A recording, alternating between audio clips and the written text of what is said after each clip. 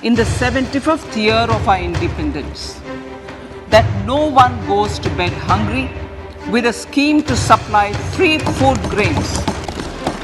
पूरे साल आपकी जेब भरी रहेगी या होगी खाली, आज फैसले का बड़ा दिन। जो भी बजट एलोकेशन होता है वो सही ढंग से यूज होनी चाहिए। डेफिनेटली जैसे आपने बोला कि यहाँ पर कुछ बुरा ना होना ही कुछ अच्छा होने वाली बात थी। मार्केट ने चीयर किया है डेफिनेटली बजट को। मार्केट 18,000 लगभग, निफ्टी की बात करें तो 18,000 को लगभग उसने टच किया है वहाँ पर। तो ऊपरी के साथ साथ गवर्नमेंट चाहती है थोड़ा ग्राउंड लेवल पे भी काम हो, जैसे कि जो डिमांड में जो डेवलपमेंट हो रहा है वो ग्राउंड जो सब तरीके की जो उनकी साथ की थीम है उसमें थीम का ये भी है कि सबका इन्वॉल्वमेंट हो, इंक्लूसिव डेवलपमेंट सब बच्चे ये सबका अलग कि ये ना सिर्फ कुछ सेक्शन ऐसा पीछे रह जाए जिसका हम लोग काम नहीं आता। Hello guys, welcome to discussion on this budget. हमारे साथ है सीए मोहित गुप्ता, जो कि स्टॉक मार्केट में काफी ज्यादा एक्सपर्टीज रखते हैं। उनके पास काफी सारी इनसाइट्स हैं हमारे साथ शेयर करने के लिए। बजट का क्या इंपैक्ट आने वाला है मार्केट पे, कैसे बजट ने डायरेक्शन दिया मार्केट को, और मार्केट आने वाले सालों में कुछ महीनों में कैसा परफॉर्म करेगा। तो डीप इनसाइट्स वो हमारे साथ शेयर करेंगे। दूसरा गाइस, मैं आपको बता दूं, अगर आप इस वीडियो में ये एक्सपेक्ट कर रहे हैं कि मैं आपको बताऊंगा कि टैक्स की छूट कितनी मिली है, गवर्नमेंट ने किस सेक्टर में कितना एलोकेशन किया है, उससे कौन सा स्टॉक भर जाएगा, तो गाइस ये वीडियो आपके लिए नहीं है। इस टाइप के रिसोर्सेज इंटरनेट पे ऑलरेडी बहुत अवेलेबल है। हम चाहते हैं कि हम लोग थोड़ा एक ब्रॉडर लेवल पे डिस्कशन करें कि ग्लोबल इकोनॉमी कैसा कर रही है, वहां पे इंडियन इकोनॉमी का क्या स्टैंड है, आने वाले सालों में इंडियन इकोनॉमी कैसा करेगी। जो गवर्नमेंट एक विजन लेके चल रही है अमृत काल का, आने वाले 25 साल का, वो हम लोग डिस्कस करेंगे कि गवर्नमेंट का क्या विजन है और गवर्नमेंट अब तक कितना सक्सेसफुल है और आगे कितना सक्सेसफुल रह सकता है अपने इस विजन को लेके। तो हम लोग ब्रॉडर लेवल पे डिस्कस करेंगे। फिर हम लोग बात करेंगे कि मार्केट पे क्या इंपैक्ट आएगा, और मार्केट में भी हम लोग सेक्टर स्पेसिफिक ज्यादा डिस्कशन नहीं करेंगे। हमारा जो डिस्कशन रहेगा वो फोकस रहेगा निफ्टी के ऊपर, पूरा मार्केट कैसे परफॉर्म करेगा, और वहीं तक हम लोग अपने डिस्कशन को सेंट्रिक रखेंगे। तो गाइस, सबसे पहला मेरा क्वेश्चन और मेरा जो डिस्कशन का पॉइंट यही है मोहित के साथ, जैसे कि हम लोग बजट में एक्सपेक्ट कर रहे थे कि कुछ नेगेटिव पॉइंट ना आए, क्योंकि सिंस हमें पता है कि ये लास्ट फुल बजट था इस गवर्नमेंट का। 2024 में इलेक्शंस हैं, उसके बाद वो वहां पे एक इंटरिम बजट ही रिलीज करेगी, क्योंकि इलेक्शन के बाद जब जिस साल इलेक्शन होते हैं उस साल पूरा फुल बजट नहीं आता है, हाफ बजट आता है। फिर जब इलेक्शन में जो जिसकी गवर्नमेंट बनती है वो बाकी के साल के लिए बजट रिलीज करता है। तो ये आखिरी फुल बजट था। हम लोग सोच रहे थे हो सकता है गवर्नमेंट कुछ ऐसे कैश इंसेंटिव, कुछ ऐसे लालच दे दे जिससे कि वोटर्स डायरेक्टली अट्रैक्ट हो, और इस तरीके की नेगेटिव सरप्राइजेस से हम लोग डर रहे थे। इस टाइप का कोई नेगेटिव सरप्राइज नहीं था, रादर जो हम एक्सपेक्ट कर रहे थे केपेक्स में, चीजों में, उससे अच्छे ही गवर्नमेंट ने वहां पे सारी चीजें दी हैं। तो हमारी नजर में तो ये बजट काफी अच्छा है। मेरा भी मोहित से बैक स्टूडियो काफी डिस्कशन रहा, मोहित का भी यही ओपिनियन है कि बजट काफी अच्छा है। बट जब हम लोग मार्केट सेंटीमेंट्स की बात करें तो कल मार्केट एक रेंज बाउंड चल रहा था, फिर एकदम बजट के जैसे अनाउंसमेंट हुई, बजट के बाद एकदम तेजी से भागा। बट सडनली अपने ऑल टाइम जो ऑल डे हाई था उससे बहुत तेजी से वो नीचे गिरा, ऑल तो बाद में रिकवर कर गया। बट इससे दिख रहा है कितनी वॉलेटिलिटी है मार्केट में, और मार्केट इतना अनसर्टेन है। कहीं ना कहीं मार्केट सेंटीमेंट्स इतने पॉजिटिव नहीं दिख रहे जितने होने चाहिए इस बजट के बाद। तो इसके बारे में मोहित आपका क्या कहना है, ऐसा क्यों हुआ और मार्केट क्या डायरेक्शन ले सकता है आगे? नहीं, डेफिनेटली सक्षम, आपने सारी बातें सही कही हैं और एग्जैक्टली मेरे ख्याल से क्वेश्चन पूछने से पहले आपने आंसर भी कर दिया है कि ओवरऑल बजट काफी अच्छा था। बट अगर हम बात करें कि पॉपुलस बजट भी हो सकता था यहाँ पर, जहां पर गवर्नमेंट चाहती थी वो अपने आखिरी बजट को यहाँ पर कैश इंसेंटिव दे के पूरी जनता को खुश कर सकती थी, जो कि इंडियंस को लगता है, यहाँ पे हमारे सारे देशवासियों को लगता है कि बजट काफी अच्छा था। बट अल्टीमेटली वो बजट काफी खराब होता, क्योंकि वहां पर कैश इंसेंटिव दे रही है, वहां पर क्या है, ग्रोथ वहां पर हैम्पर होती, इकोनॉमी वहां पर हैम्पर होती। तो वैसा बजट उन्होंने नहीं दिखाया है। फिस्कल प्रूडेंस दिखाई है वहां पर, 5.9% का डेफिसिट वहां पर उन्होंने दिखाया है। उसके बाद 4.9% का 4.5% का FY 26 तक का रोड मैप भी दिखाया है। उस बाद कैपेक्स इन्वेस्टमेंट सबसे ज्यादा जो मेन इशू हमारा था, जो मेन हमें एस्टिमेट्स लग रहे थे कि 9 लाख करोड़ तक की वहां पर अगर गवर्नमेंट करती है तो काफी अच्छा रहेगा, उसको भी उन्होंने 33% इंक्रीज करके 10 लाख करोड़ तक की कैपेक्स इन्वेस्टमेंट की बात करी है। ठीक है, उसके बाद हम थर्ड बात करें कि डेफिनेटली जैसे आपने बोला कि यहाँ पर कुछ बुरा ना होना ही कुछ अच्छा होने वाली बात थी। इस बार काफी ज्यादा नेगेटिव सेंटीमेंट्स थे कि बजट के अंदर ये हो जाएगा, वो हो जाएगा, कैपिटल गेन टैक्स के अंदर कुछ चेंज ना कर दें, कुछ वो ना कर दें। तो ये अगर हेरफेर कर देती गवर्नमेंट तो हम कह सकते थे कि हाँ बजट काफी ज्यादा खराब आया है। तो उन्होंने ऐसा कुछ नहीं किया, बहुत ही सिंपल एंड क्रिस्प बजट रखा है। सारे सेक्टर्स को, सारी हर किसी को साथ ले जाके उन्होंने बजट को वहां पर प्रेजेंट किया है, जो कि मेरे ख्याल से काफी अच्छा ओवरऑल वहां पर बजट था। और बजट क्लोजिंग के बाद अगर आप देखो तो वहां पर मार्केट ने चीयर किया है डेफिनेटली बजट को। मार्केट 18,000 लगभग, निफ्टी की बात करें तो 18,000 को लगभग उसने टच किया है वहां पर। बैंक निफ्टी की बात करें 42,000 वहां पर क्रॉस कर दिया था, और वो भी तब जब यहाँ पर अडानी का ग्रुप के वहां पर सेंटीमेंट चल रहे हैं, जिसकी वजह से सेंटीमेंट थोड़े खराब है पिछले एक हफ्ते में। तो उसका तो रिजल्ट वहां पर आना ही था। एंड अगर हम बात करें तो लगभग 12:30 1 बजे के आसपास क्रेडिट स्विस ने वहां पर जब रिस्ट्रिक्शंस लगा दी उनके कोलेटरल के ऊपर, बॉन्ड्स के ऊपर, हम्म। तो वहां पर उस वजह से मार्केट के सेंटीमेंट्स थोड़े खराब हुए हैं। अदरवाइज हम ये बोले, अगर इवेंट उसकी बात करें स्पेसिफिकली, वो नॉन बजट रिलेटेड था, ठीक है, उसका बजट से कोई लेना देना नहीं था, इवन की फंडामेंटल से भी कोई लेना देना नहीं था। हाँ डेफिनेटली इंश्योरेंस कंपनी को जैसे कि उन्होंने ट्रिगर किया, इंश्योरेंस कंपनी की अगर हम बात करें तो 10% गिर चुकी हैं वो, ठीक है, कल गिर गई थी बजट वाले दिन, मोर देन 10% वहां पर LIC की बात करें, HDFC लाइफ की बात करें, वो थोड़ी अग्रेसिव सेलिंग मुझे लगता है कि वहां पर होगी है, इतना ज्यादा फर्क नहीं है जो कि इंश्योरेंस के अंदर वहां पर गवर्नमेंट ने 80C की वजह से वहां पर उधर बोला है। तो लोगों ने सोचा यार कि वहां पर प्रीमियम्स बिकने ही बंद हो जाएंगे, इंश्योरेंस करवाने ही बंद हो जाएंगे, तो वो बेसिक नीड है। तो मेरे ख्याल से अग्रेसिव वहां पर सेंटीमेंट्स की वजह से मार्केट के अंदर थोड़ी सी सेलिंग हुई है। अदरवाइज बजट ओवरऑल गुड है, और हम 1-2 दिन की वहां पर व्यू पॉइंट देख के नहीं देखते बजट को, ये थोड़ा लॉन्ग टर्म चीजें चलती हैं। 1 साल का व्यू पॉइंट आपको 2 साल, 3 साल, 5 साल का व्यू पॉइंट रखना होता है। तो उस हिसाब से बजट मेरे ख्याल से ओवरऑल गुड बजट नहीं, बल्कि ये बेस्ट बजट है जो कि गवर्नमेंट दे सकती थी। मोहित, थोड़ा सा ये ऑफ बजट क्वेश्चन है, बट मैं ये पूछना चाहूंगा कि जैसे कि अब अडानी के नेगेटिव सेंटीमेंट चल रहे हैं, ठीक है, बजट बहुत अच्छा है, पूरी इंडियन इकोनॉमी बहुत अच्छे से ग्रो कर रही है, हम लोग 5th लार्जेस्ट इकोनॉमी बन चुके हैं, यूके को पीछे छोड़ चुके हैं, पूरा रोड मैप हमारा तैयार है। बट कहीं ना कहीं अगर इतने बड़े जो पूरे जायंट्स हैं इंडिया के, जो कॉर्पोरेट हाउसेज हैं इतने बड़े, तो अगर जो अब इंडिया के वर्ल्ड के 3rd रिचेस्ट पर्सन भी थे एक टाइम पे, ठीक है, कुछ दिनों पहले, तो इससे कहीं ना कहीं मार्केट में ज्यादा नेगेटिव सेंटीमेंट क्रिएट होगा, तो इंडिया के लिए नेगेटिव नहीं रहेगा, क्योंकि अडानी का जो चल रहा है, इवन अभी जो FPO था, FPO भी उन्होंने उनका पूरा सब्सक्राइब उन्होंने करवा लिया किसी ना किसी अलग अलग सोर्सेज से, बट वैसे वो जेन्युइन सब्सक्रिप्शन नहीं था, उसके बाद वो शायद वो उसको वापस भी कर रहे हैं उस अमाउंट को। तो ये इंडियन इकोनॉमी के लिए और मार्केट के लिए सही है कि लॉन्ग टर्म तक ये सही रहेगा, जो ये इम्पैक्ट आएगा अडानी का, ये जो हम लोग रिपल इफेक्ट कह सकते हैं? खैर ये जेन्युइन सब्सक्रिप्शन था या नहीं था उसके ऊपर तो मैं कमेंट नहीं कर सकता हूँ, बट हम ओवरऑल सारा चीजें फेयर ही मान के चलेंगे कि फेयर सब्सक्रिप्शन थी। बट हाँ, ये काफी अच्छा स्टेप उन्होंने वहां पर लिया है, जो कि कॉल ऑफ की बात हुई है वहां पर कि वो मनी रिटर्न कर देंगे। अदरवाइज वहां पर देखें कि 20,000 करोड़ पे 7200 करोड़ का तो लॉस एक ही दिन में वहां पर FPO सब्सक्राइबर्स को वहां पर होना, तो ये काफी अच्छी मूव थी वहां पर अडानी ग्रुप की तरफ से, तो उसको हमें अप्रिशिएट भी करना चाहिए।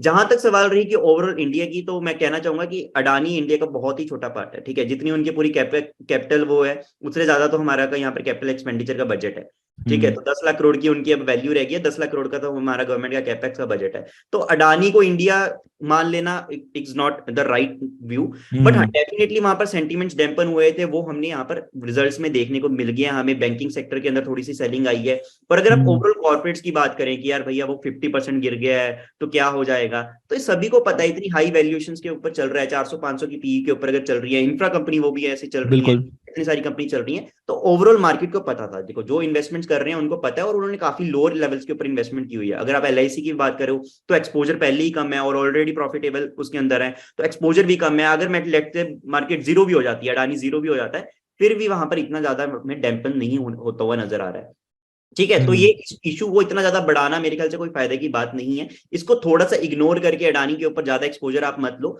वो ही बेस्ट रीजन है। और बाकी जहां पर आपको और इसकी वजह से रिपल इफेक्ट मिल रहा है, आपको वहां पर और स्टॉक्स के अंदर एक अच्छी अपॉर्चुनिटी मिल रही है अच्छी वैल्यूएशन के ऊपर, आपको वहां पर बाइंग अपॉर्चुनिटीज देखनी चाहिए, अदरवाइज एवरीथिंग इज फाइन। ये बात मोहित आपकी बहुत सही थी कि ये बात मुझे सही लगी कि पहले तो आप अडानी ग्रुप को इंडिया से मतलब लिंक करके नहीं चलो, ऑब्वियसली थोड़ा सा रिपल इफेक्ट रहता है, बट कहीं ना कहीं आप ये मान के चलिए कि जो पोजीशंस बना रखी हैं बड़ी बड़ी, जैसे LIC की आप बात कर रहे हैं, उन्होंने बहुत लोअर लेवल्स पे बना रखी हैं, और जो इसका PE मल्टीपल चल रहा है वो ऑलरेडी बहुत ज्यादा हाई पे चल रहा है, जो कि जस्टिफाइबल नहीं है।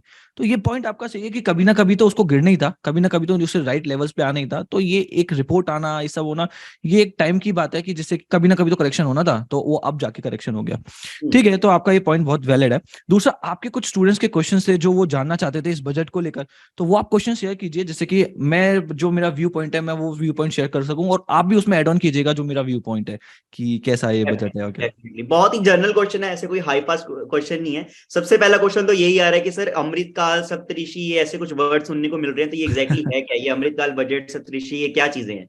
हाँ ठीक है, मैं राधा देन कि मैं आप लोगों को ये समझाऊं कि अमृतकाल क्या है, सप्तऋषि क्या है, चलो ये तो मैं बता देता हूं आपको एक सेकंड के अंदर, बट मेरा मोटिव ये रहेगा कि मैं आपको इस विजन के बारे में समझाऊं कि गवर्नमेंट ये सारे टर्म्स यूज करिए, इस गवर्नमेंट इस वर्ड्स को लेके उनका क्या विजन है और वो क्या कन्वे करना चाहिए।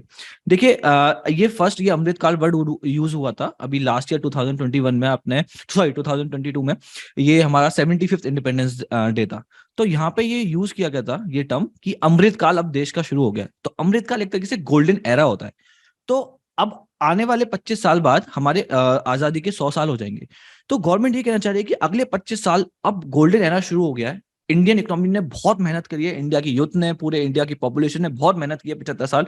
हम लोग वहां से उठ के आए हैं जहां पे हमारे पास खाने के लिए रोटी भी नहीं थी। तो उस लेवल से उठ के हम लोग फूड सरप्लस कंट्री बन जाना, फूड सरप्लस कंट्री तो ठीक है एक जगह, उसके बाद ग्लोबल पावर बन जाना, ग्लोबल पावर ऑलमोस्ट हम बनने ही वाले हैं, हम लोग टॉप 5 इकोनॉमीज में आ रहे हैं। ऑल्दो पॉपुलेशन हमारी आई है, बट मेरा जो मानना है आने वाले 5 या 10 साल में हम लोग ग्लोबल पावर ही कहलाएंगे, यूएस चाइना के साथ हम लोग बगल में खड़े होंगे।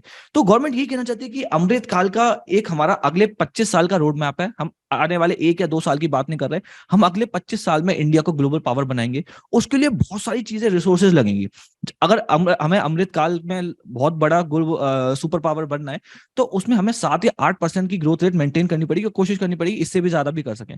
तो उसके लिए सबसे ज्यादा जरूरी है कैपिटल एक्सपेंडिचर। जैसे कि आपने स्टार्टिंग में बोला, गवर्नमेंट ने 33% बढ़ाया है। अगर मैं बात करूं 2014 से, तो 2.5 लाख करोड़ से 10 लाख करोड़ हो गया, जो कि 400% इंक्रीज है। तो कैपिटल एक्सपेंडिचर जो होता है वो एक रिपल इफेक्ट क्रिएट करता है सोसाइटी के, एक इकोनॉमी के अंदर। जब हम लोग कैपिटल एक्सपेंडिचर करते हैं, जब कोई इंफ्रास्ट्रक्चर बनता है, तो वो इंफ्रास्ट्रक्चर आगे तो फायदा देता ही है, बट उस टाइम में वो बहुत सारी जॉब अपॉर्चुनिटीज, बहुत सारा बिजनेस एक्टिविटीज क्रिएट करता है, ठीक है।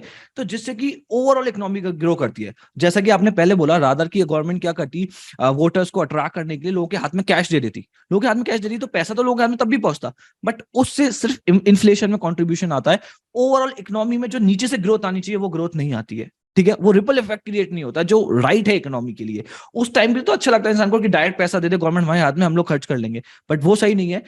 कैपिटल एक्सपेंडिचर पे जितना ज्यादा गवर्नमेंट एक्सपेंडिचर करे राइट डायरेक्शन में, ऐसा नहीं बिल्कुल रैंडमली किसी भी डायरेक्शन में, राइट डायरेक्शन में करे, वो इकोनॉमी के लिए बहुत अच्छा है। तो अमृत काल का यही सबसे बड़ा उनका यही विजन है कि इंडिया को ग्लोबल पावर बनाना, और उस ग्लोबल पावर बनाने के लिए कैपिटल एक्सपेंडिचर बहुत जरूरी था, जो उन्होंने किया। और 2014 से लेकर अब तक 400% का उन्होंने कैपिटल एक्सपेंडिचर बढ़ा दिया। अब बात करते हैं सप्तऋषि थीम की। तो गवर्नमेंट जो ये बजट लाई है, उसमें उन्होंने ये पूरा बजट 7 थीम्स पे रखा हुआ है। उसमें हम सप्तऋषि बोल रहे हैं। सप्तऋषि एक स्टार्स का कॉन्स्टलेशन है इंडियन एस्ट्रोलॉजी के हिसाब से।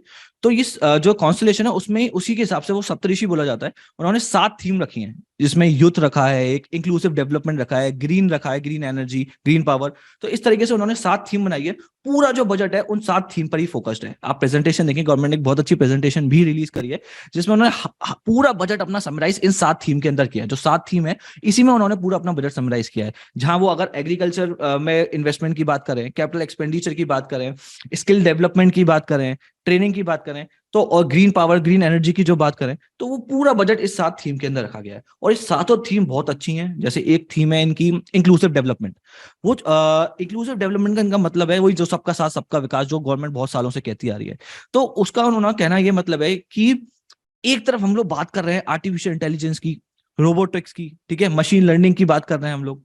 एक तरफ कुछ एक सेक्शन है सोसाइटी का, एक पॉपुलेशन है, इंडियन पॉपुलेशन, जिससे हम लोग भी वाकिफ नहीं है, हम लोग भी इतने फेमिलियर नहीं है, उन लोगों से हम कभी मिले नहीं, जिन्हें अभी यूपीआई भी यूज करना नहीं आता। तो कहाँ रोबोटिक्स, मशीन लर्निंग, कहाँ एक बेसिक नेसेसिटी यूपीआई ट्रांजैक्शन के लिए वो भी नहीं कर पा रहा है इंसान, इंटरनेट फैसिलिटी नहीं है। तो गवर्नमेंट चाहती है ऐसा ना हो कि आने वाले 5 या 10 साल में हम लोग अमृत काल पे काम कर रहे हैं, बट ऐसा हो जाए कि एक सोसाइटी एक अलग ही लेवल पे पहुंच जाए और एक सोसाइटी बिल्कुल ही पिछड़ती चली जाए। तो इसलिए एक इंक्लूसिव डेवलपमेंट की गवर्नमेंट थीम लेके चल रही है, जिसमें हम लोग पूरा का पूरा और भी जो सेक्शन है, जो निग्लेक्टेड सेक्शन है, जिस तक गवर्नमेंट नहीं पहुंच पाई है सालों से, उस सेक्शन पे पहुंचने की कोशिश कर रही है।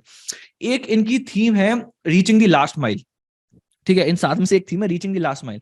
तो वो भी इसी से कहीं ना कहीं रिलेटेड है कि हम लोग लास्ट माइल तक, बिल्कुल जो लास्ट कोना कोना है देश का, वहां तक पहुंचेंगे, वहां तक हम लोग ट्रेन करेंगे लोगों को, वहां से रोजगार क्रिएट करेंगे, जिससे कि वो सेक्शन भी पीछे ना छोटे। तो इस तरीके से पूरी थीम है, जो कि काफी एक अच्छी थीम है। इन 7 थीम पे काम किया जाए तो सच में अमृत काल तो शुरू हो गया है। और जब ये अमृत काल खत्म होगा, अमृत काल तो खत्म नहीं होने वाला इंडिया का काफी सालों तक, बट जब ये 25 साल खत्म होंगे, तब इंडिया, मैं तो 3rd पोजीशन में नहीं, मैं तो चाहता हूँ इंडिया 1st या 2nd पोजीशन टारगेट करके चले अगले 25 सालों में।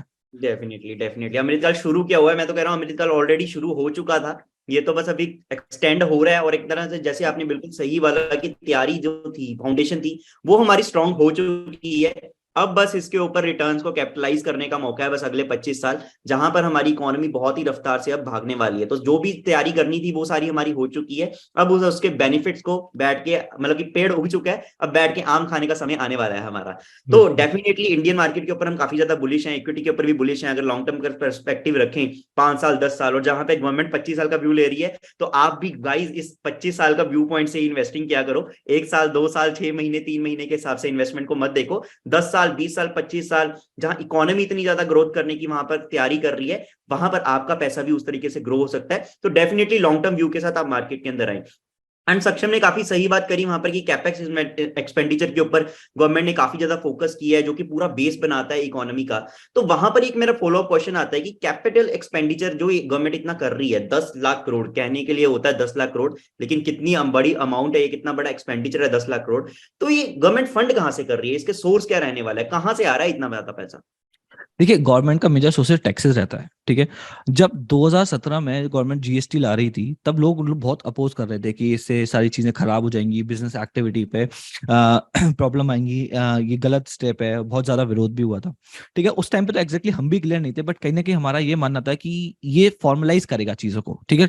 टैक्स चोरी सब लोगों को लगता है कि यार हम लोग टैक्स बचा लें, टैक्स नहीं पे करें गवर्नमेंट को, बट हमें eight the end of the day ये भी समझना पड़ता है कि जो रिसोर्सेज बन रहे हैं, जो रोड्स बन रही हैं, ब्रिजेस बन रहे हैं, सब जाके eight the end of the day हमें ही बेनिफिट दे रहे हैं। जैसे रेलवे इंफ्रास्ट्रक्चर में गवर्नमेंट ने 2.4 लाख करोड़ का अनाउंसमेंट किया, तो सब eight the end of the day हमें ही जाके वो बेनिफिट देने वाले हैं। तो वापस से मैं जीएसटी पे आता हूँ, तो गवर्नमेंट में कैसे रिलेट करता हूँ मैं, अभी आप सुनेगा। तो जैसे जीएसटी की बात कर रहा था मैं, तो गवर्नमेंट जब जीएसटी लाई थी तो हमें पता नहीं था कि 1.5 लाख करोड़ के आसपास पर मंथ जीएसटी कलेक्शन चला जाएगा।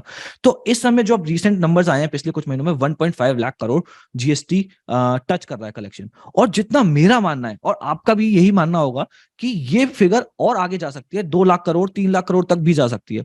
जितना ज्यादा टैक्स चोरी रुकेगी, जितना ज्यादा चीजें फॉर्मलाइज होंगी, एक स्ट्रक्चर बनेगा, वन नेशन वन टैक्स की जो बात करती है गवर्नमेंट, तो उससे कलेक्शन बढ़ेगा, ठीक है। अब 1.5 लाख करोड़ एक बहुत बड़ा नंबर है। जब स्टार्ट किया था 60,000 70,000 करोड़ से स्टार्ट किया था, मंथली 1.5 लाख करोड़ का कलेक्शन एक बहुत बड़ी बात है। और गवर्नमेंट ने और रिफॉर्म्स लिए और जीएसटी को अच्छे से करा, सब चीज इतनी इंटीग्रेट कर दी, तो ये कलेक्शन 2 लाख करोड़ 3 लाख करोड़ भी जा सकता है।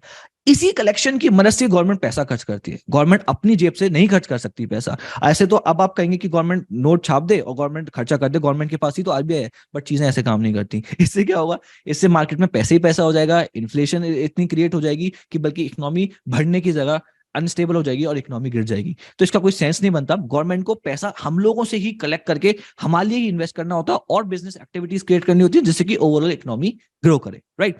सो एक जीएसटी इनका बहुत बड़ा मेजर सोर्स बना है, काफी ज्यादा कलेक्शन बढ़ रहा है। डायरेक्ट टैक्सेशन में भी इन्होंने काफी सारे रिफॉर्म्स किए, उससे भी कलेक्शन बढ़ रहा है। तो 25 लाख करोड़ के आसपास तो इनका कलेक्शन हो जाएगा, जो हमारा टैक्सेशन से हो जाएगा।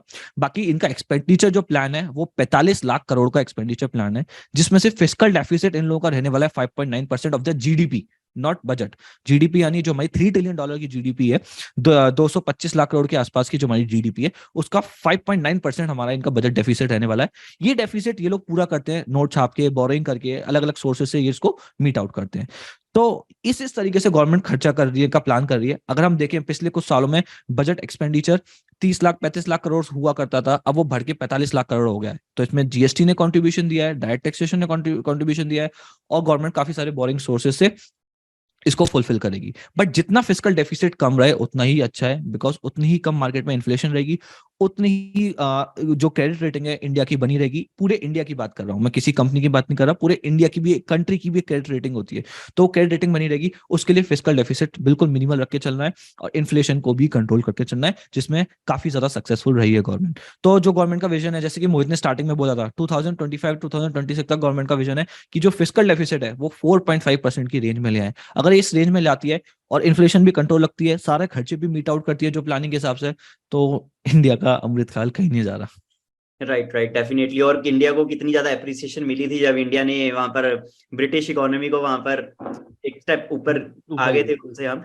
और यहाँ पर जब आपने बात करी है कि क्रेडिट रेटिंग इंडिया की बढ़ेगी, वैसे तो मेरा मानना है कि क्रेडिट रेटिंग इंडिया की बहुत ज्यादा अंडर वैल्यूड वो करके, वो डी वैल्यू करके देते हैं। बट यहाँ पर अब क्या है कि अब वहां पर बहुत ज्यादा प्रेशर आ जाएगा, कंप्लायंस प्रेशर आ जाएगा, ऊपर से भी प्रेशर आ जाएगा कि भैया जब इकोनॉमी इतनी ज्यादा ग्रेट परफॉर्म कर रही है तो आप क्रेडिट रेटिंग इनकी क्यों इंप्रूव नहीं कर रहे हो। तो अभी तक अगर मेरा माना जाए तो अभी जो हमारी क्रेडिट रेटिंग चल रही है वो अंडर वैल्यूड चल रही है, एक तरह से डी वैल्यूड है। क्योंकि अगर आप अभी देखो ना, हमारी इंडियन इकोनॉमी एक तरह से ऐसी इकोनॉमी है जिसने अभी तक डिफॉल्ट नहीं किया, ठीक है, डिफॉल्ट तो छोड़ो, डिले भी नहीं किया पेमेंट के अंदर। तो क्यों नहीं हमारी क्रेडिट रेटिंग वहां पर वो इंक्रीज करके दे रहे हैं, इतनी हाई इमर्जिंग इकोनॉमी है। आईएमएफ की बात करें, वो भी मान रहा है कि अब इंडिया सबसे ज्यादा हाईएस्ट फास्टेस्ट ग्रोइंग इकोनॉमी बनने वाली है आने वाले 25 सालों के अंदर। तो डेफिनेटली अमृतकाल हमारा स्टार्ट हो चुका है, तो अगले 25 साल हमारे ही रहने वाले हैं। And ease of doing business के ऊपर जो आपने बात करी है वो मेरे को काफी ज्यादा अच्छा लगा, क्योंकि रिसेंटली अगर मैं बात करूं, अभी पिछले महीने ही मेरे को काफी सारे लोग यहाँ पर जुड़े हैं जिन्होंने मेरे को बोला कि सर अब 1 अप्रैल से हम एक नई कंपनी स्टार्ट करना चाहते हैं, अपना प्रॉपर बिजनेस स्टार्ट करना चाहते हैं। और पहले आप सोचोगे, पहले जब बंदा बिजनेस स्टार्ट करता था ना तो कहता था बस स्टार्ट कर लेंगे, देखे जाएगा, कंप्लायंसेस वगैरह बाद में देखेंगे जब पैसा आएगा। अब वो कंपनी स्टार्ट करने से पहले ये सोचते हैं कि सर हमें कंपनी बनानी है, जीएसटी रजिस्ट्रेशन लेनी है, हम पूरा पक्का काम करना चाहते हैं। तो ये जो माइंडसेट शिफ्ट है ना, ये ही टैक्स कलेक्शन इंप्रूव कर रहा है। तो वहां पर कंपनीज जीएसटी रजिस्टर कर रही हैं, क्यों कर रही हैं? वो इसलिए क्योंकि ईज ऑफ डूइंग बिजनेस है, उन्हें पता है कि हमें कोई चार्टर्ड अकाउंटेंट की जरूरत नहीं है। हालांकि देखो, बड़े कॉर्पोरेट्स हैं, बड़े कॉम्प्लेक्स फंक्शंस हैं, वहां पर तो आपको प्रोफेशनल की जरूरत है। बट अगर हम छोटे लेवल के ऊपर बात करें तो वहां पर बहुत ही इजी तरीके से आप जीएसटी के साइट के ऊपर जाकर अपनी जीएसटी रजिस्ट्रेशन बिना किसी प्रोफेशनल की मदद से कर सकते हो। सिंपल प्लेन टू लैंग्वेज के अंदर वहां पर हाउ टू डू फैक्ट्स वहां पर दे रखी हैं सारी वेबसाइट्स के ऊपर, चाहे जीएसटी की बात करें, चाहे आप डायरेक्ट टैक्स की बात करें, जिसने की definitely ease of doing business वहां पर बढ़ाया और जिसकी वजह से वहां पर टेक्निकल भी वहां पर बढ़ती है। तो काफी ज्यादा स्टेप्स हैं जो कि गवर्नमेंट ने लिए हैं पिछले सालों के अंदर, और मैं काफी ज्यादा बुलिश हूं आने वाले टाइम के ऊपर भी इंडियन इकोनॉमी में ये चीजें चलती रहेंगी और इंडियन इकोनॉमी ग्रो होती रहेगी और ग्रो होती आई है। एक पॉइंट सबसे बड़ा ये आता है कि सर क्रेडिट रेटिंग हमारी कंपनीज की, हमारी इंडिया की कम दे रखी है, ठीक है, लेकिन अगर हम ओवरऑल इकोनॉमी की बात करें, पिछले साल की बात करें, हमने दिवाली के ऊपर भी एक सेशन लिया था, वहां पर दिवाली लास्ट संवत टू इस संवत की बात करी थी वहां पर, तो इंडिया ने लगभग -3% का रिटर्न दिखाया था, ठीक है, जो कि नेगेटिव देखने को मिल सकता है। बट अगर हम ओवरऑल इकोनॉमीज की हमने बात करी थी, वो कैसे वहां पर 36%, यूएस के अंदर S&P 500 इंडेक्स वहां पर गिर चुका था, रशियन इकोनॉमी वहां पर 50% गिर चुकी थी, ठीक है, चाइना भी वहां पर नेगेटिव में था, सारे इकोनॉमीज वहां पर नेगेटिव के अंदर चल रही थी, यूएस भी नेगेटिव में था, फिर भी इंडिया आउट परफॉर्म कर रहा था। तो इसके अंदर आपको क्या लगता है कि अगले साल के अंदर भी कहने वाली बातें आ रही हैं कि रिसेशन हो सकता है, यूएस इकोनॉमी ऐसी कर रही है, बाकी मार्केट बैड परफॉर्म कर रही है, तो इंडियन इकोनॉमी वहां पर कहां पे स्टैंड करती है आपको लगता है? ठीक है, इंडियन इकोनॉमीज की बात करने से पहले मैं थोड़ी ग्लोबल इकोनॉमीज की बात कर लेता हूं कि ग्लोबल इकोनॉमीज की क्या हालत चल रही है इस समय। तो गाइस, जैसे कि आपको पता होगा, ग्लोबल इकोनॉमीज जो हैं वो एक रिसेशन की तरफ मूव कर रही हैं। हो सकता है वो एग्जैक्टली रिसेशन में ना जाए, बट उसकी तरफ मूव कर रही हैं। जिसका मेरा मानना है, जो आप भी जिससे अग्री करेंगे, वो यही है कि जो इंटरेस्ट रेट्स है, जो सेंट्रल बैंक्स हैं वो इंटरेस्ट रेट बहुत तेजी से बढ़ा रही हैं। तो जो सेंट्रल बैंक्स हैं वो इंटरेस्ट रेट बहुत तेजी से बढ़ा रही हैं, तो इंडिया की जो सेंट्रल बैंक है, दैट इज आरबीआई, वो क्यों नहीं बढ़ा रही? दूसरा, इन लोगों को इंटरेस्ट रेट इतना तेजी से बढ़ाने की जरूरत क्यों पड़ रही है? तो गाइस, उसका रीजन है इन्फ्लेशन। और कंट्रीज में, इंडिया में भी, बट इंडिया में इतना नहीं है, और कंट्रीज में इन्फ्लेशन बहुत तेजी से बढ़ रही है। इन्फ्लेशन क्या होती है? चीजों का प्राइस का बढ़ना, ठीक है, जिसको कंट्रोल करने के लिए उसको क्या करना होता है? सेंट्रल बैंक को इंटरेस्ट रेट बढ़ाने होते हैं। इंटरेस्ट रेट जब बढ़ते हैं तो लोग अपने डिपॉजिट्स बढ़ा देते हैं, जिससे कि वहां पे पूरी इकोनॉमी में एक लिक्विडिटी क्रंच आ जाता है, जिससे कि डिमांड कम हो जाती है। डिमांड कम होने से प्राइसेस थोड़े कंट्रोल में आ जाते हैं, क्योंकि at the end of the day demand and supply ही होता है जो प्राइस को पूरा मॉनिटर करके चलता है, ठीक है। ये सब आई गेस आप लोगों को पता होगा, बट फिर भी मैंने ये कॉन्सेप्ट रिवाइज कर दिया, ठीक है। तो इस वजह से क्या हो रहा है, अब जब डिमांड कम होगी तो मार्केट में बिजनेस एक्टिविटीज कम हो जाएंगी। बिजनेस एक्टिविटीज कम हो जाएगी तो इकोनॉमी की ग्रोथ रुक जाएगी, उसका जीडीपी की ग्रोथ रुक जाएगी। ऑन दी अदर हैंड, अगर हम लोग इंडिया की बात करें तो इंडिया ने बहुत तेजी से कुछ स्टेप्स ली है, जिस वजह से हम लोगों ने अपना इन्फ्लेशन कंट्रोल करके चला। जैसे कि आप लोगों को पता होगा, जो इंडिया का जो मेरा मेजर फॉरेन जो खर्चा होता है, फॉरेन एक्सचेंज का जो जहाँ पे यूज होते हैं, वो यूज होते हैं अपने क्रूड इंपोर्ट में, गोल्ड इंपोर्ट में भी होते हैं, बट मेजर एक्सपेंडिचर जाता है हमारा क्रूड इंपोर्ट में। तो जहाँ पे ये सप्लाई चेन इश्यूज आ रहे थे रशिया यूक्रेन वॉर के वजह से, ठीक है, सप्लाई चेन इश्यूज आ रहे थे, क्रूड के प्राइसेस बहुत तेजी से बढ़ रहे थे, क्योंकि जो रशिया है वो बहुत मेजर सप्लायर है नेचुरल रिसोर्सेज का, ऑयल का भी, तो वहां पे बढ़ रहे थे। तो वहां पे इंडिया ने अपनी जो उसकी ग्लोबल पॉलिटिक्स है, मेरे काफी ज्यादा इंटरेस्ट रहता है मेरा ग्लोबल पॉलिटिक्स में, और मैं काफी ज्यादा उस पर आर्टिकल्स भी लिखता हूं अपने लिंक्डइन पे। तो उसमें जो उन्होंने ग्लोबल पॉलिटिक्स है उसको, अपनी जो डिप्लोमेसी है उसको बहुत अच्छे से उस पर काम किया, और इंडिया ने अपने स्टैंड सामने रखा। इंडिया ने कहा कि भाई, हो सकता है हम लोग टॉप 5 में आ गए हो, हम लोग 5th हाईएस्ट इकोनॉमी है, but at the end of the day जब हम लोग पर कैपिटा जीडीपी बात करें तो आज भी हमारा सिर्फ $2000 का है। ऑल्दो बहुत तेजी से वो बढ़ा है पिछले कुछ सालों में, बट अभी भी हमारा $2000 का है। और हम लोग वहां पे अगर यूएस की बात करें तो यूएस का $70000, देखिए आप डिफरेंस देख रहे हैं, जीडीपी पर कैपिटा इनकम पूरे साल की होती है, वहां पे $70000, कहाँ $2000। तो हम लोग अफोर्ड नहीं कर सकते कि हम लोग महंगा तेल खरीदें। अगर आपके इश्यूज हैं, इशू हमारे भी हैं, रशिया, हम भी नहीं चाहते कि वॉर हो, बट कहीं ना कहीं हमें सोचना पड़ेगा अपनी कंट्री के लिए, हमें सोचना पड़ेगा अपने देश के लिए। तो उसको ही, यही स्टैंड को आगे रखते हुए उन्होंने कहा कि हम लोग रशिया से इंपोर्ट करेंगे, हम लोग क्रूड ऑयल लेंगे, जो हमें सस्ते में देगा देंगे, हम अफोर्ड नहीं कर सकते महंगा तेल। तो और जो इन्फ्लेशन में, जो मैं तेल की बात क्यों कर रहा हूं कि जब भी इन्फ्लेशन की बात आती है, ठीक है, जब भी किसी चीज के प्राइसेस, किसी गुड्स के प्राइसेस बढ़ते हैं तो उसमें मेजर रोल रहता है ऑयल का। अब ऑयल का कैसे रहता है, जैसे मान लीजिए फूड है, ठीक है, बेसिक चीजें, वीट हो गया, ठीक है, और अगर आप खाने के हम कंज्यूम करते हैं, मैगी हो गई और चीजें हो गई, ये सारे ट्रांसपोर्ट होती हैं, एक जगह नहीं बनती। रॉ मटेरियल कहीं मिलता है, कुछ कहीं फैक्ट्री कहीं होती है, फिर ये ट्रांसपोर्ट होती है। उस ट्रांसपोर्टेशन की वजह से जो मेजर कॉस्ट होती है उस प्रोडक्ट की, उसमें ऑयल का कंट्रीब्यूशन होता है। तो ऑयल की कॉस्ट जितना हम लोग कंट्रोल करके चलेंगे उतना इन्फ्लेशन हमारा कंट्रोल में रहेगा। ये सिर्फ एक फैक्टर है, ऐसे काफी सारे फैक्टर्स और हैं। तो इन्हीं सबको कंट्रोल करते हुए हम लोग चले, हम लोगों ने चीजों को आगे प्लान करके चला, जिससे कि हमारा इन्फ्लेशन कंट्रोल में रहा।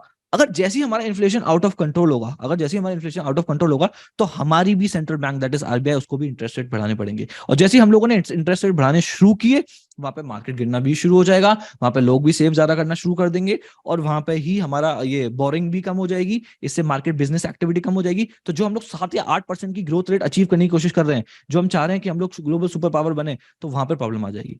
तो मैं यही कहना चाह रहा हूं कि इंडिया ने बहुत प्रोएक्टिव मेजर्स लिए हैं, इंडियन गवर्नमेंट ने बहुत प्रोएक्टिव मेजर्स लिए हैं, और जिस वजह से हम लोग चीजों को पहले ही प्लान आउट करके चले, और यही कारण है कि आज हम लोग top highest growing top economies में से एक हैं। जैसे और भी हैं जिनकी ग्रोथ अच्छी है हमसे ज्यादा, बट जब इतनी लार्ज इकोनॉमीज की बात करें तो उसमें हम नंबर 1 पे हैं, और आगने वाले कई साल तक भी हम लोग नंबर 1 पे रहेंगे।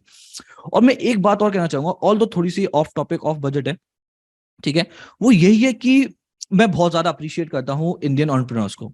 मैं इसलिए अप्रिशिएट करता हूं कि जब 1947 में जब हम लोग गुलाम थे, हमें छोड़ के गए थे, हमारे को आजादी मिली थी, तब इंडिया की हालत ऐसी थी कि इंडिया के पास खाने के लिए भी पैसा नहीं था। जो मैंने स्टार्टिंग में भी बोला है, फूड क्राइसिस थी, ठीक है, तभी वो फूड सिक्योरिटी एक्ट आया था, बहुत सारे मेजर्स आए थे, और उस टाइम पे इंडियन एंटरप्रेन्योर्स ने काम करना शुरू किया। जो हमारा धंधे वाला माइंडसेट है, जिस वजह से हम लोग 3rd लार्जेस्ट स्टार्टअप इकोसिस्टम बन पाए हैं, यूएस चाइना के बाद 3rd लार्जेस्ट स्टार्टअप इकोसिस्टम होना बड़ी बात है। ऑल्दो हम 5th लार्जेस्ट इकोनॉमी है, बट फिर भी 3rd लार्जेस्ट स्टार्टअप इकोसिस्टम बनाना पूरे वर्ल्ड वाइड एक बहुत बड़ी बात है।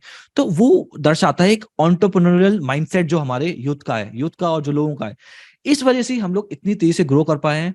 ठीक है, गवर्नमेंट को तो काम करना ही होता है, गवर्नमेंट अच्छा काम कर ही रही है, बट पॉपुलेशन को, यूथ को भी बहुत मेहनत करनी पड़ती है, जिस वजह से ओवरऑल इकोनॉमिक ग्रोथ होती है। सिर्फ गवर्नमेंट के मेजर्स और गवर्नमेंट के रिफॉर्म से कुछ नहीं हो सकता, पॉपुलेशन को भी कंट्रीब्यूशन देना पड़ता है, तब जाके जीडीपी बनती है, जो कि बहुत ज्यादा हमें कंट्रीब्यूशन मिला है, जिस वजह से हम लोग इस लेवल पे आ पाए हैं। तो यही है मेरा पॉइंट ऑफ व्यू कि इंडियन इकोनॉमी आगे वाले कई सालों तक टॉप पे रहने वाली है, और हम लोग जिस तरीके से काम कर रहे हैं, इस तरीके से हम लोग काम करते रहे तो डेफिनेटली हम लोग टॉप 3 और टॉप 2 में आ जाएंगे कुछ सालों में। राइट। और आपने मेरे ख्याल से पूरा होलिस्टिक व्यू ही दे दिया, सारा इन्फ्लेशन का भी बता दिया है, क्या इन्फेक्ट पड़ता है, रशिया यूक्रेन वॉर की भी यहाँ पर बात कर लिया। और यहाँ पर मैं एक्सटर्नल मिनिस्ट्री की बात करूं तो उन्होंने भी काफी स्ट्रॉन्ग स्टैंड लिया था, काफी वीडियो उनकी वायरल हुई थी, जहां पर उन्होंने क्लियर इंडिकेशन दे दी थी कि भैया अब ऐसा नहीं चलेगा, इंडिया भी एक अलग लेवल के ऊपर है, हमारा लेवल अपना लेवल है, और आप अगर बोलोगे कि यूएस की प्रॉब्लम पूरे दुनिया की प्रॉब्लम है और ये हमारी प्रॉब्लम सिर्फ हमारी प्रॉब्लम है, तो वैसा अब नहीं चलेगा। तो यूएस की प्रॉब्लम यूएस की प्रॉब्लम है, हमारी प्रॉब्लम हमारी प्रॉब्लम है। अगर हमारा बच्चा भूखा मर रहा है तो हम पहले देखेंगे कि उसका पेट हम कैसे पालें। वो काफी एक बोल्ड स्टेटमेंट है, राइट, काफी बोल्ड स्टेटमेंट थी, और काफी स्टांस वहां पे उन्होंने बहुत ही ज्यादा क्लियर वहां पर किया था, जो कि ये हम इसीलिए क्लियर कर पा रहे हैं ना, क्योंकि हमें पता है कि हमारी पावर अब क्या है, ठीक है, तभी वो लोग सुन पा रहे हैं, पहले ये चीजें हम नहीं कर सकते थे, ठीक है। ये क्या है कि एक शेप देना, हमारी जो इकोनॉमी को शेप देना, तो ये सारी चीजें थोड़ा थोड़ा इफेक्ट डालती हैं, जिससे कि इकोनॉमी ग्रो करती है, और वहीं पर सारा इफेक्ट वहां पर पड़ता है। तो ये काफी अच्छा पॉइंट आपने वहां पर दिया था रशिया यूक्रेन वॉर का। तो मेरे को लगता है कि डेफिनेटली इंडियन इकोनॉमी तो अब आगे, हमने बोल ही चुके हैं ऑलरेडी, अमृतकाल स्टार्ट हो चुका है, तो यहाँ पर हमें आना चाहिए। और सारी चीजों की आपने वहां पर बात करी। इन्फ्लेशन की अगर मैं बात करूं तो इन्फ्लेशन पे मेरा व्यू पॉइंट ये लगता है मुझे कि ऑलमोस्ट पीक आउट हमारा हो चुका है। जो interest rate rising interest rate का सिनेरियोस चल रहा था, तो काफी अच्छा टाइम है अब यहाँ पर। जो लोग डेट में इन्वेस्टमेंट करना चाहते हैं वो डेट्स के अंदर भी अब इन्वेस्टमेंट कर सकते हैं। रिसेंट टाइम के अंदर मैंने बोला था पहले कि मैं शॉर्ट टर्म, जैसे कि हमारा पिछला पॉडकास्ट जो भी हुआ था तब मैंने बताया था कि अभी मैं शॉर्ट टर्म डेट के अंदर इन्वेस्टमेंट कर रहा हूँ, क्योंकि मार्केट का जो इंटरेस्ट रेट साइकिल है वो राइजिंग है, क्योंकि इंटरेस्ट रेट बढ़ रहे थे अभी। और हमने तब भी बात करी थी कि जो इन्फ्लेशन है और इंटरेस्ट रेट है, इंडिया के अंदर क्या रहता है कि ज्यादा गैप नहीं है। ठीक है, अगर इन्फ्लेशन 6% है तो इंडिया का इंटरेस्ट रेट भी 5% है। अगर इन्फ्लेशन 8% है तो इंडिया का इंटरेस्ट रेट भी 6-7% है। ठीक है, लेकिन यूएस के अंदर जो इन्फ्लेशन और इंटरेस्ट रेट का गैप था वो बहुत ज्यादा हो चुका था।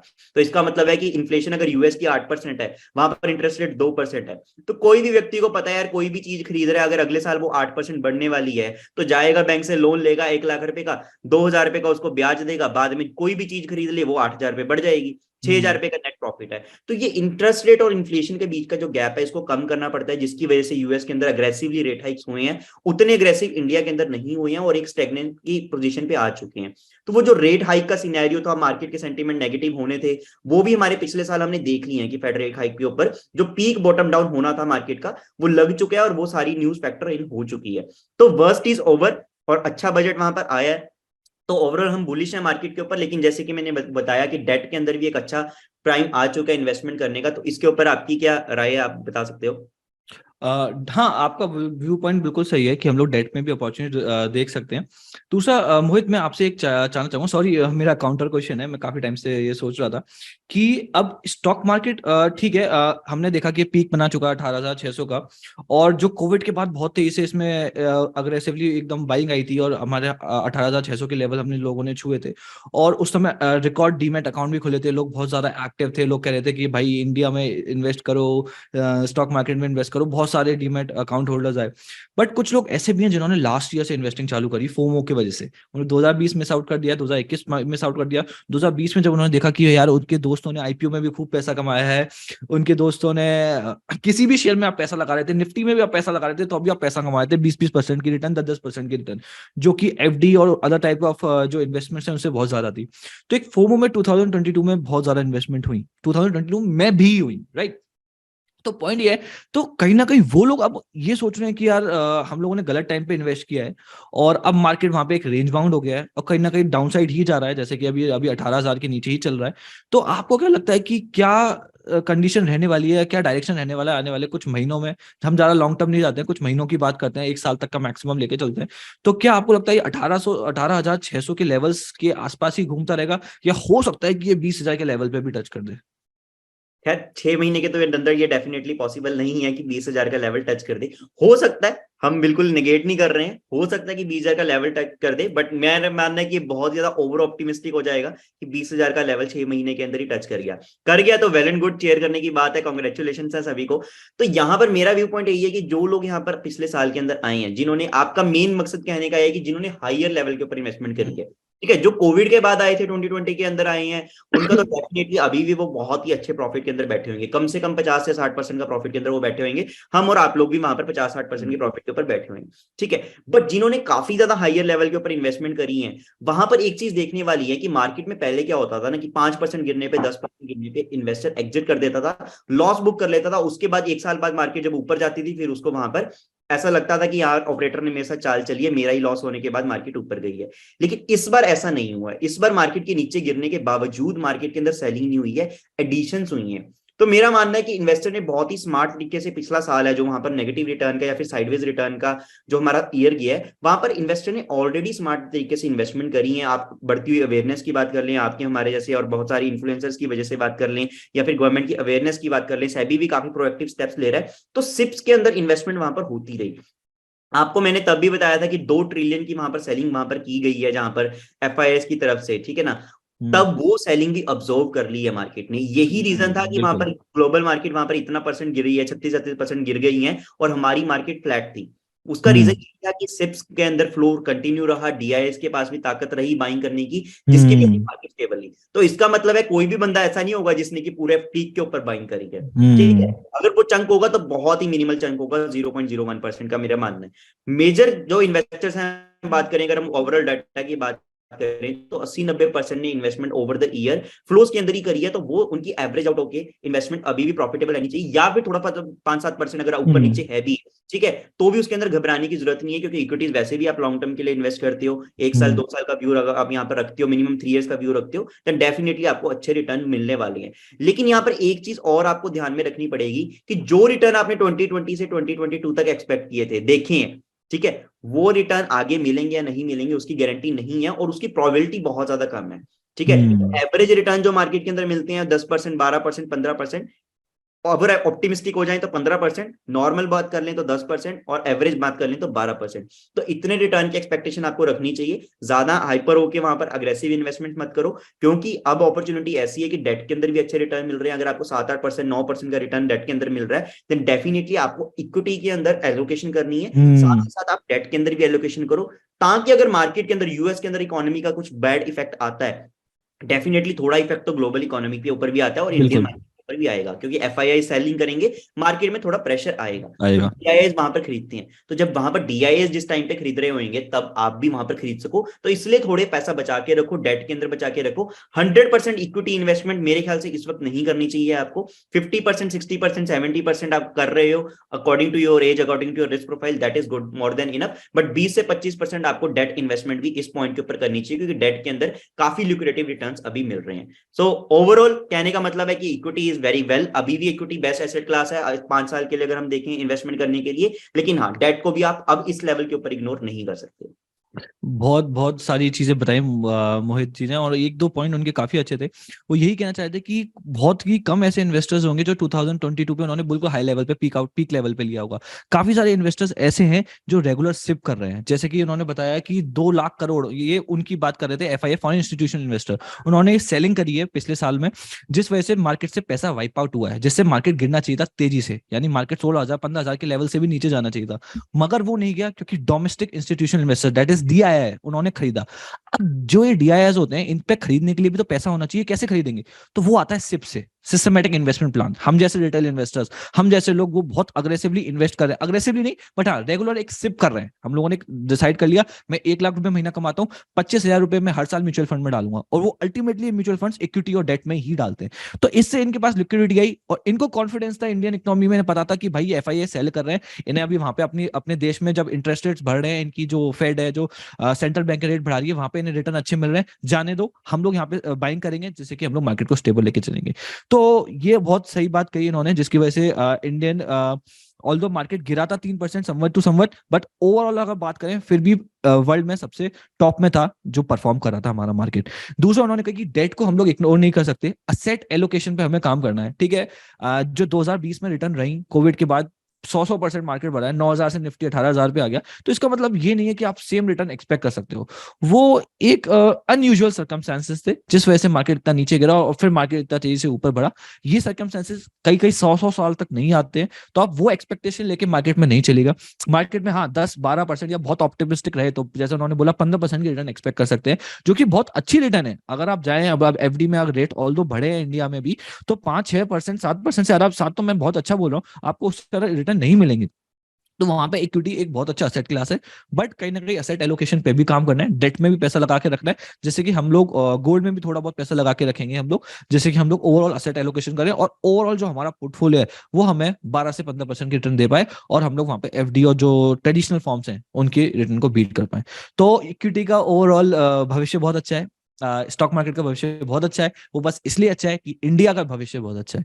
तो अब जब भी आप बात करें, आप स्टॉक मार्केट में इन्वेस्ट कर रहे हैं, कैपिटल मार्केट में इन्वेस्ट कर रहे हैं, तो आप सिर्फ उस कंपनी में इन्वेस्ट नहीं कर रहे, आप बिजनेस में इन्वेस्ट कर रहे हैं, एक्टिविटी में इन्वेस्ट कर रहे हैं, इकोनॉमिक ग्रोथ में इन्वेस्ट कर रहे हैं। At the end of the day you are investing in India. And अगर आप इंडिया पे ऑप्टिमिस्टिक हैं, इंडिया पे बुलिश है, तो आपको पैसा डेफिनेटली लगाना चाहिए। तो जो मैं, मोहित, हम लोग तो फैन है इंडिया के, तो हम लोग तो बहुत ज्यादा ऑप्टिमिस्टिक है, और होपफुली हमारा आज सेशन लेने के बाद आप भी काफी ज्यादा ऑप्टिमिस्टिक हुए होंगे। सो थैंक यू सो मच। और मोहित, आपके कुछ कंक्लूडिंग वर्ड्स हो, कुछ आप फाइनल वर्ड्स, आप जो कुछ कहना चाहें ऑडियंस से, उसके बाद हम लोग कंक्लूड करते हैं आज के सेशन को। डेफिनेटली आपने सबसे बेस्ट बात तो यही बोल दी कि भैया इंडिया के ऊपर ऑप्टिमिस्टिक है, इंडिया में बिलीव रखते हैं। और मेरे ख्याल से आज की डेट के ऊपर हम देखो, हम यहाँ पर डंडा लेके वहां पर डांडी मार्च तो नहीं कर सकते, लेकिन हमारी देशभक्ति इतनी है कि हम इंडिया के ऊपर बेट करें, इंडिया के ऊपर फोकस करें, इंडिया के ऊपर विश्वास रखें, इंडिया के ऊपर ऑप्टिमिस्टिक रहें। तो इंडियन इकोनॉमी में पैसा डाल रहे हैं, इंडियन शेयर्स के अंदर खरीद रहे हैं, तो एक तरह से वहां पर हम कंपनीज को सपोर्ट कर रहे हैं, वहां पर तो कंपनीज ग्रो कर रही हैं, इंडिया ग्रो कर रहा है एंड ओवरऑल सारे लोग ग्रो कर रहे हैं। तो वही सारी चीज रहनी चाहिए। तो उसके लिए इक्विटी इन्वेस्टमेंट्स अपनी करती रहें, इंडिया के साथ साथ आप भी ग्रो हो। ऐसा ना हो कि 25 साल अमृतकाल इंडिया का शुरू हो गया है लेकिन आपका शुरुआत ना हो, ठीक है ना। तो इंडिया बढ़ रहा है, इंडिया के साथ साथ आपको भी बढ़ना है, और आप तभी बढ़ पाओगे जब आप इंडिया के अंदर इन्वेस्ट करोगे, इक्विटीज में इन्वेस्ट करोगे। डेफिनेटली मैं एक रिटेल इन्वेस्टर को ये नहीं एडवाइस करता कि वो स्टॉक्स के अंदर चला जाए, ठीक है, कोई एक स्पेसिफिक स्टॉक पकड़ ले, वो मत करो। आप डायरेक्टली इंडिया में इन्वेस्ट करना है, आप लो कॉस्ट ईटीएफ्स बाय कर लो, इंडेक्स फंड बाय कर लो, या फिर म्यूचुअल फंड्स के थ्रू चले जाओ।